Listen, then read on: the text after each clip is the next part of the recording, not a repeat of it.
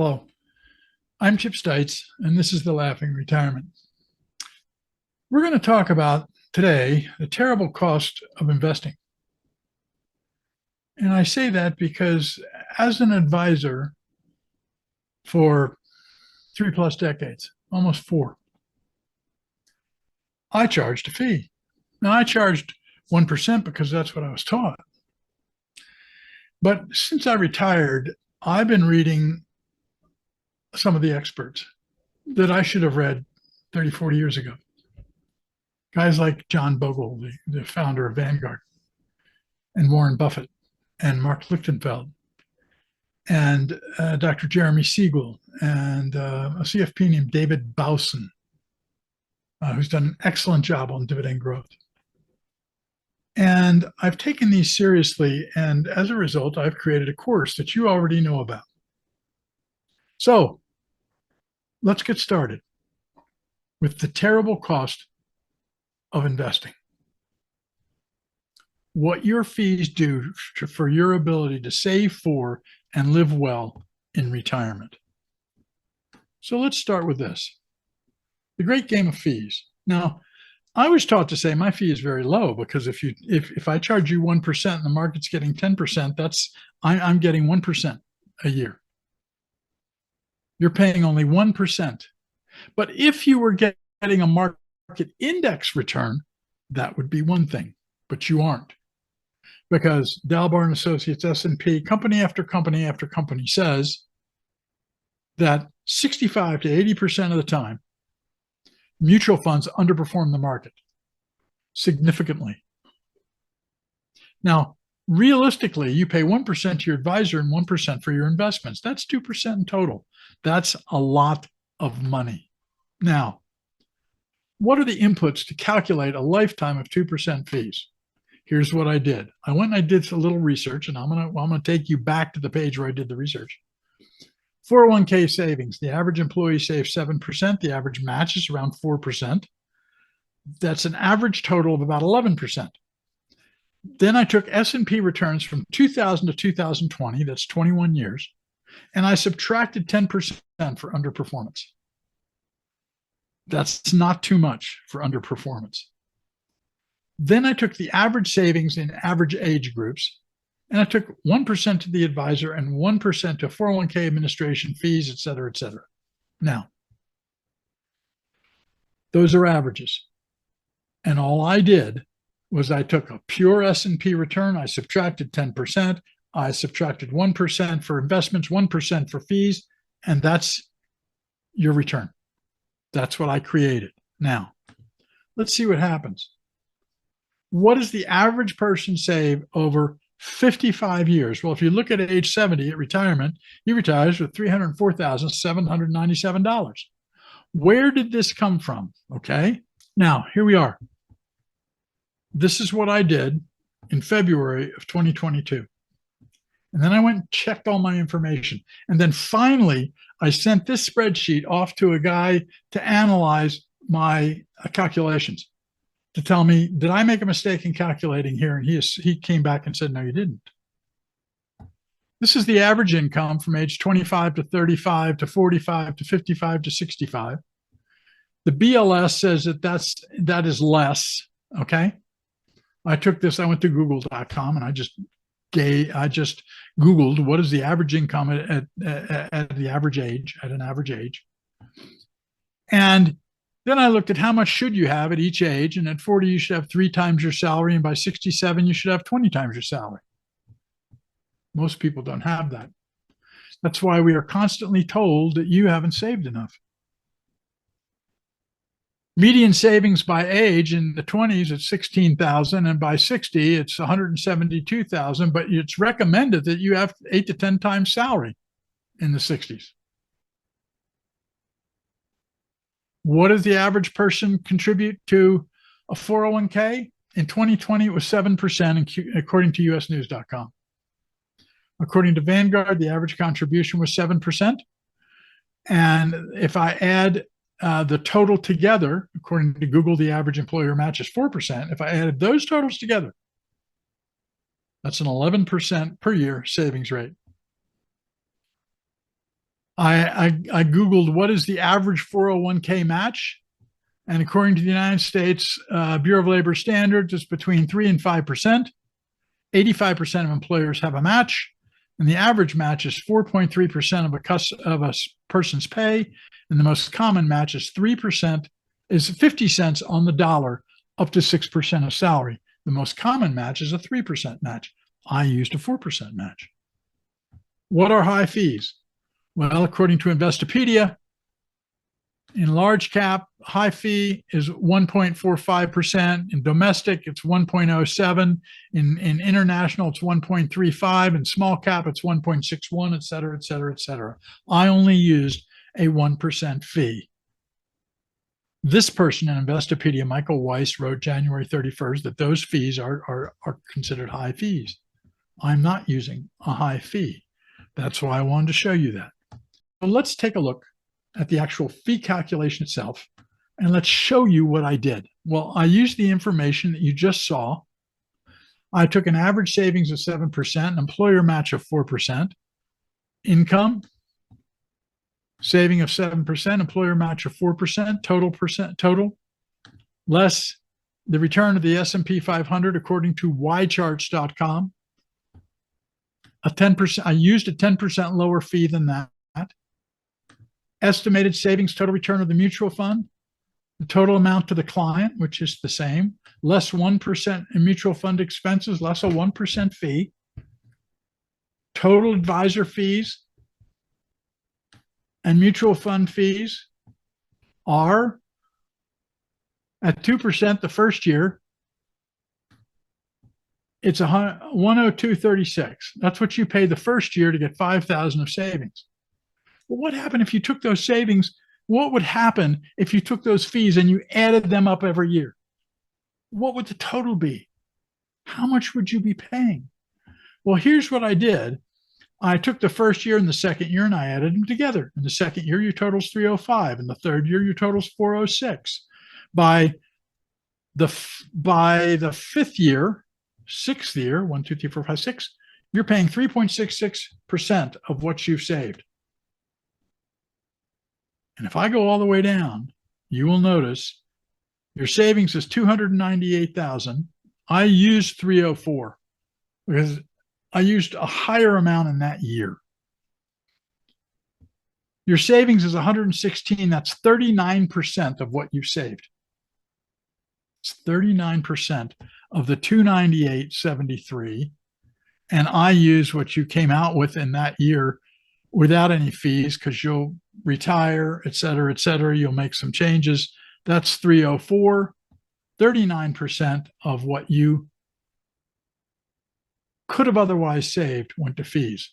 $116,711.58 went to fees.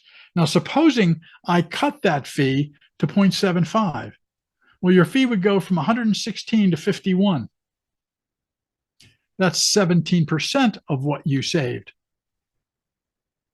Now, supposing I took that fee and I put the 2% fee at 5%. That's $342,000. Do you notice you only saved 304? If I put just my 2% fees at 5%, I wound up with more than the average person saves using average returns. Stunning. Now, there we go. Now, how much do you save with an average income, savings, and return fees over 55 years? So here's your savings, $304,000, give or take. For the average person, now you'll notice that when you use the averages, your income's a little bit lower. So the savings is a little bit lower. I used S&P 500 returns. I subtracted 10% because mutual funds don't reach that. I subtracted 1% for mutual fund fees, which is average, and I subtracted 1% for the advisor.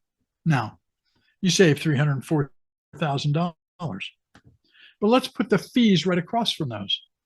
If every year I add my fee together, and every year I add my savings together, my savings is $304,000. You can see that right there. My fees or $116,000, that's 39.7%. You spent almost 40%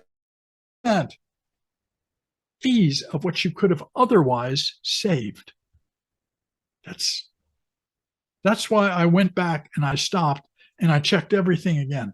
That's why I sent it off to have somebody else look at it, because I couldn't believe the numbers. That's why when I retired, I was charging 0.5%. That's it. And we weren't using mutual funds.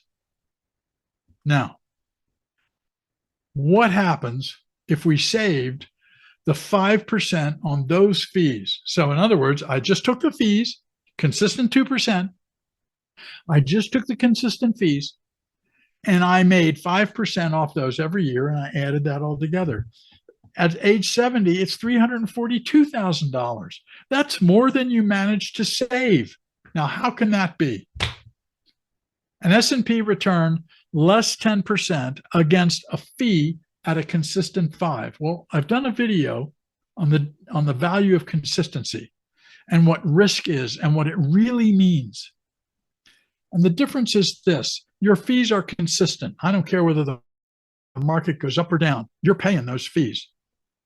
And I used a consistent return of 5%, regardless of what the market did. You see, you're better off taking less risk and getting more consistency, because here's proof. I took 2% of what you saved every year, and I put that at 5% investment return. And I got $342,000 more than you saved at $304,000, or subtracting 2% in that year, $298,000. Unbelievable. But that's not even the worst of it. Let me show you the worst. There you go. Now, let's see what happens on the third sheet in retirement. Let's go to retirement and see what happens. Because you see, in retirement, you are not putting any more money in. In retirement, I used the $298,000 after a 16.94% return in that year. You had $349,331. I took out 1% for mutual fund fees, 1% for advisor fees.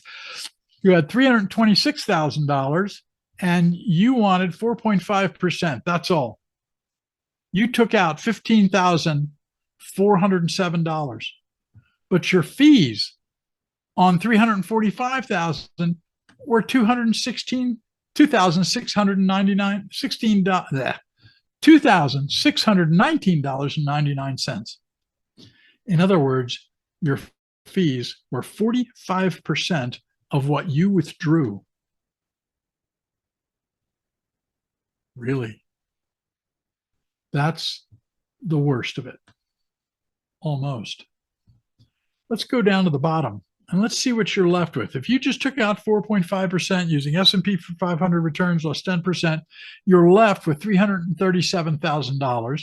You took out $605,000 in every year at 4.5%. Your fees amount to $273,000, which is 45% of what you took out, but it's 81% of what you are left with.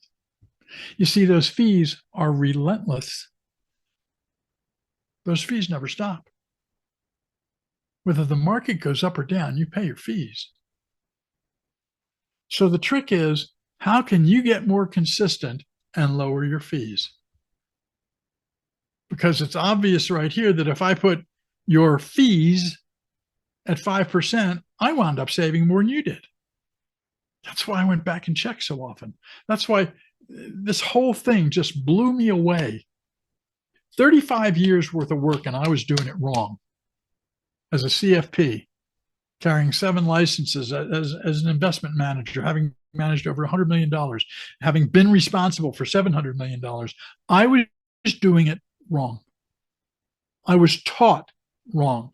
Because you see, the financial services industry wants you to believe that you can't do it without them. The truth is, it's very hard for you to do it with them.